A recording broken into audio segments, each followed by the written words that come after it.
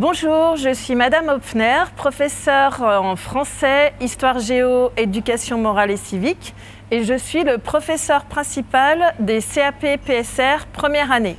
Je m'appelle Madame Velay et je suis professeure de production alimentaire et professeure principale des deuxièmes années de CAP.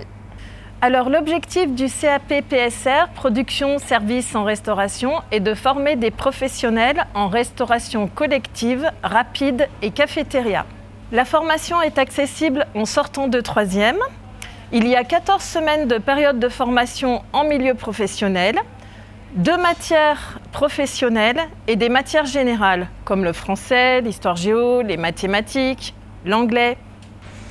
Dans la formation, il y a à peu près 14 heures de matières professionnelles par semaine, réparties en 2 matières, la production alimentaire et le service en restauration. Pour ces 2 matières, il y a une demi-journée de TP, au cours desquelles les élèves pratiquent soit la production, c'est-à-dire qui préparent des plats et donc s'occupent de tout, de la réception des ingrédients à la mise en valeur et la préparation pour le service. En service en restauration, les élèves apprennent à préparer le service, à accueillir, conseiller, servir le client, prendre les commandes. Et pour chaque matière, ils doivent respecter les règles d'hygiène et assurer l'entretien de leur zone de travail à la fin du service. À l'issue de la formation, le titulaire du diplôme pourra s'orienter vers un CAP complémentaire, un CAP en 1 an, une mention complémentaire, ou s'orienter sur un bac professionnel dans le domaine de la restauration.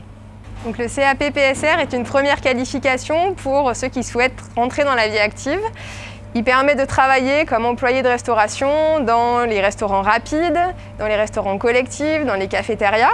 Dans tous ces domaines, il y a énormément de débouchés et les entreprises recherchent des personnels qualifiés de niveau CAP.